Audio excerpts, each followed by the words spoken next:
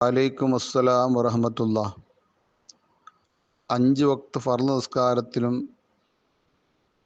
മുസ്ലിമീങ്ങൾക്ക് എന്തെങ്കിലും ആപത്തോ വിപത്തോ ഇറങ്ങിയാൽ അതിനെ തട്ടി നീക്കാൻ വേണ്ടി നാസിലത്തിൻ്റെ കുനൂത്ത് ഓതൽ സുന്നത്തുണ്ട്. ഇത് അവസാനത്തെ റക്അത്തിൻ്റെ ഇഅ്തിദാലിലാണ് ഓതേണ്ടത്. നബി സല്ലല്ലാഹു അലൈഹി വസല്ലമ തങ്ങൾ അങ്ങനെ ഓതിയിട്ടുണ്ട്. ബിർ മൗനയിൽ വെച്ചുകൊണ്ട് ഖുറായിങ്ങളായിരിക്കുന്ന സ്വഹാബികൾ വധിക്കപ്പെട്ടപ്പോൾ 1 മാസക്കാലം നബി അങ്ങനെ നാസിലത്തിൻ്റെ കുനൂത്ത് ഓതിയിട്ടുണ്ട് എന്ന് സ്വഹീഹായ ഹദീസിൽ വാരിദായിട്ടുണ്ട്.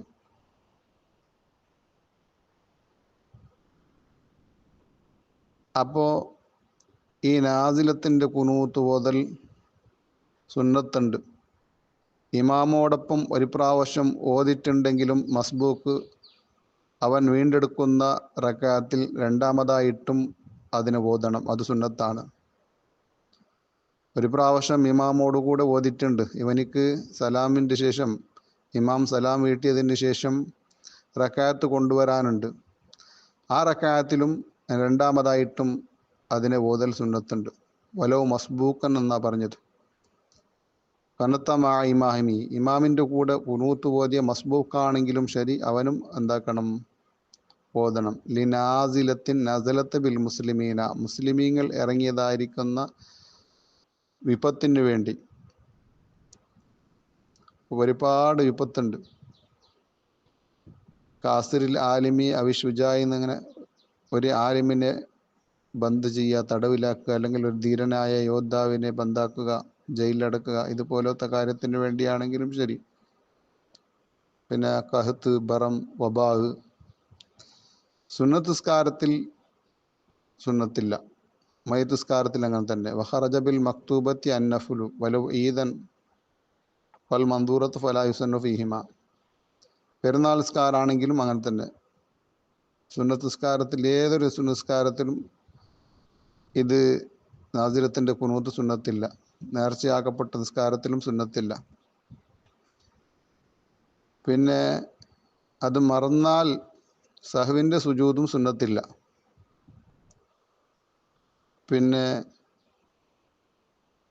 ഇവിടെ കിതാബുകളിലൊക്കെ പറഞ്ഞത് അബിസായിരി മക്തൂബത്തിന്, സുബഹി നിസ്കാരത്തിൽ എങ്ങനെയെങ്കിലും കുനൂത്തുണ്ടല്ലോ ആൾറെഡി.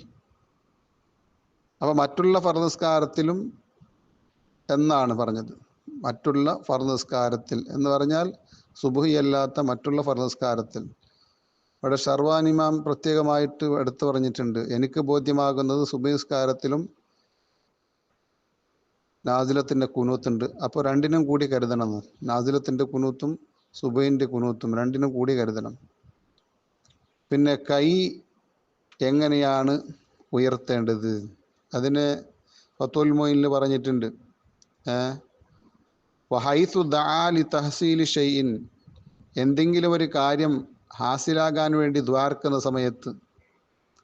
ഏതുപോലെ കദഫ് ഇബലായിൻ അൻഹുഫി ബഖിയത്തു ഉംറിഹി, അവൻ്റെ ബാക്കിയുള്ള ആയുസ്സുകാലത്തിൽ ബലാഹുകൾ വരുന്നതിന് തൊട്ട് തടയാൻ വേണ്ടി, തടുക്കാൻ വേണ്ടി ദ്വാ ചെയ്യുക.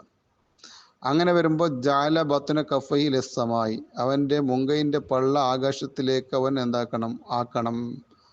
അപ്പോൾ മുങ്കയിൻ്റെ പള്ള ആകാശത്തിലേക്കാണ് ആക്കേണ്ടത്. ഔലി റഫ്ഇ ബലായിൻ, അല്ലെങ്കിൽ ഒരു ബലായിനെ